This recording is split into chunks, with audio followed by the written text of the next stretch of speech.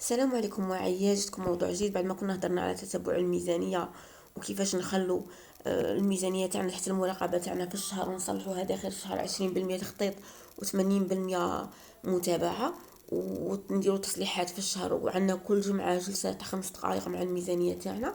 اليوم جيت نهضر كيفاش ما نلعبش دور الشرطي في الميزانية. ما نكونش انا دور الشرطي وما نتحملش المسؤوليه والضغط كاع الشهر، لانه انا تاني انسان ومن حقهم يشاركوني. لانه ممكن انا نجي نجمع ندير احسن ميزانيه في العالم، بصح مين نجي في التطبيق نفشل. ماشي ما نعرفش نحسب، ماشي ما نعرفش نوفر، بصح ببساطه لانه انا حاولت ندير ميزانيه للعائله كامله وحدي. هنا غادي نخص بالذكر المراهقين وكاع اللي راهم طالعين وعندهم طلبات، والزوج وكاع. ندير ميزانيه كيما قلت العائله كامله وحدي. انا اللي نخطط، انا اللي نراقب، انا اللي نحسب. وفي الاخر لو كان يجي واحد يطلب مني حاجه ويقول لي كي نقول له ما نقدروش ولا الشهر مازال طويل والدراهم ما يكفوناش، قال على الشهر الجاي، تولي الميزانيه بالنسبه للاشخاص اللي راهم ينتظروا في الاجابه مني، تولي عندهم قوانين. الماما تيقول يعطيني ونقول له ما كانش، تولي عندها بلي هذه قوانين انت راكي دايرتها، ماشي راكي تسيري في الميزانيه. هنا نبداو المشكله. تخيلي زعما جيت نهار وقلت قلت للزوج الكريم تاعك هذا الشهر اللي نقتصدو، وقلتي لولدك ما نقدرش نشري لك، وقلتي لنفسك انا تاني ما غادي نشري والو هذا الشهر روحي. هنا انتيا شغل خممتي في بلاصتهم وقررتي وعطيتهم اوامر ينفذوا فيها. بصح اسكو جمعنا كامل وهدرنا باللي هاد الدراهم تاوعنا كاع والمسؤوليه تاعنا كاع، وحنا نحوسوا نسيروا ما نوقعوش في الدين في اخر الشهر ونحوسوا على فرق في حياتنا. اسكو جمعنا وقلت لهم باش شكون باغيين نحقوا بهذا المال؟ كل واحد عندنا رغبات، اش هي الحاجه اللي نقدروا ناجلوها في رغباتنا؟ لانه الفرق كبير بين ماما قالت لا وبين حنا قررنا نستناو. الاولى غادي كي نقولهم لا غادي مباشره يتولد عندهم احساس بالحرمان، بصح الثانيه غادي يحسوا رواحهم باللي راهم مشاركين، تولد عندهم مسؤوليه المشاركه. مانيش نقولك ديري اجتماع عائلي ورسمي وورقه وستيلو وانت شادير انت شادير، لا. انا مجمعين نشربوا في قهوتنا، نديروا 10 دقائق، 10 دقائق مور العشاء. المهم سؤال واحد، هذا الشهر واش هو اهم حاجه رانا باغيين نوصلوا لها؟ الا كان عندنا حنا دوك عندنا دين موش مسؤوليه الام وحدها. الا كان عندنا حاجه في الدار خاصه مش مسؤوليه الام وحدها. الا كان عندنا دخول مدرسي ماشي مسؤوليه الام وحدها. غادي عندنا حنا عندنا قرار عائلي بين سد الدين. دا الشهر هاش غادي نديرو؟ نشرو حاجه ضروريه دا الشهر شا عندنا؟ ولا اني باغيه زعما دروك ما كانش، معليش غير باش نرتاح في اخر الشهر، الشهر الجاي يكون التعويض اكبر. هذا هنا الدراهم الدو اتجاه مختلف. تبدا العائله هنا، العائله تاعنا تبدا تفهم باللي كل دينار عنده وظيفه، ماشي على حساب رغباتنا. وهنا عندي واحد النقطة اللي بغيتك تجربيها.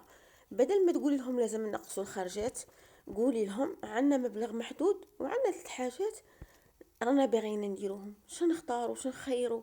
هنا ما راكيش تمنعي عليهم، هنا رانا نعلموا فيهم المفاضلة. يتعلم يخير بين الاشياء الضرورية المهمة، لانه الحياة المالية الحقيقية ما تعطيناش قاع اللي نبغوا في نفس الوقت، تخلينا نختاروا ونأجلوا، نقروا. ونزيدك نصيحة تانية بالنسبة للزوج، ماشي لازم تتفقي معاه في كل شيء. وممكن هو يشوف بلي مصروف معين مهم انت تشوفيه لا، انت تشوفي انه الاولويه لحاجه واحده اخرى هو يقول لك لا. المشكله ما راهيش في الاختلاف، المشكله كل واحد كيكون يصرف يحسب بالثاني باللي ما عندوش علاقه. دونك انت كي تتصرفي تقولي هو ما خاطئ، هو يقول لك كي نصرف انا هادو خاطئه. بصح لهذا بدل دائما انت تصرف او ديما تحرمي روحك انتيا، نقولوا عندنا نفس المال وعندنا اولويات. الجملة هنا تبدل النقاش، دوك دراهمنا واولوياتنا. الاطفال تاني نجمو نعلموهم بلا ما نحملوهم هموم الكبار. مش نقول عندي الدين وراني مغبونة وراني. الطفل ما يحتاجش يعرف الطفل الديون ولا مشاكل الراتب، يكفي يفهم باللي عنا حد تاع المال، عنا المال محدود. انت ما يهمكش انا شفيه وش ما عنديش، عندنا مبلغ محدود ندير نتصرفوا على اساسه. الا صرفت كامل مصروفي اليوم غدوه ما يبقاليش. اللي غيفهم هاد النقطه باللي اذا وفرنا جزء نقدروا نشرو حاجه واحده اخرى نحبوها، كملناه كاع صاي، ما عنديش ما من نجيب لك. ها عندك هذا المبلغ تاعك، دبر راسك تصرف فيه. هنا انا مانيش نربي في طفل مقتصد فقط، راني نربي في شخص يعرف في القرار قبل ما يصرف، قبل ما يخسر دراهمه يعرف يقرر وين يديرهم. وهذه تعاونهم في الوعي باش كي يكبروا ما تصرهمش كيما حنا راه صارنا دروك ما نعرفوش قراراتنا، نشرو ونندموا. واهم شخص تبان لي انا في ذي الجلسه ماشي الزوج ولا الاطفال، انتي. لانك مين تولي الميزانيه مسؤوليه الجميع، ما غاديش نبقاو في كل مره حاملين رصانا اسكو صرفنا بزاف، اسكو يكفينا، اسكو عائله جاتنا حاجه طارئه كيش ندير. نقعد غير انا نخمم، كاش اللي يخمم في بلاصتي، غير انا نمرض في روحي ونطيح في صحتي. كيفاش نقول لهم لا؟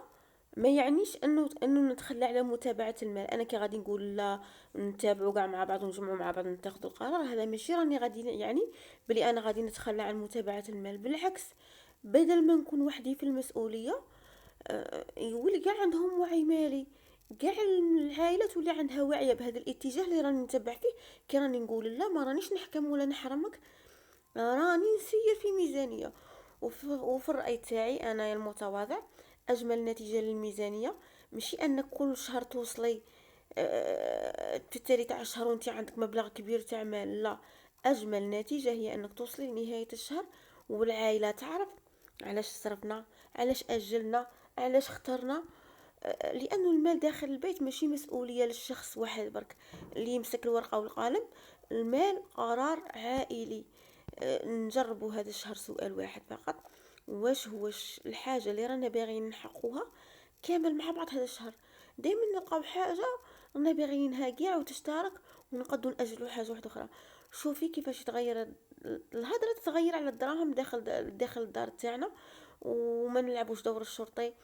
أه ما تحمليش روحك ضغوطاتك اكبر منك، لانه في الاخير نهار اللي تمرضي ولا تعجزي ولا تفشلي، غادي نلوم كاع المحاولات اللي كنا نحاول فيها في الميزانيه وباش نضبطوها.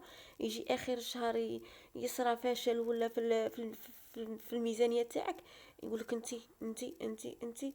انا خاصني المراه يكون عندها وعي بالميزانيه، حاجه مرنه تعاونها. الميزانيه اللي دار الميزانيه وخطط للميزانيه باش تعاونه ماشي باش تضغطه.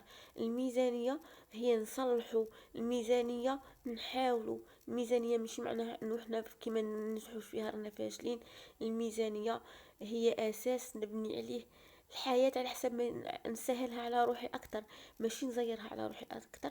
شكرا لكم، نتمنى نتلاقاو في موضوع جديد. شكرا، إلى اللقاء.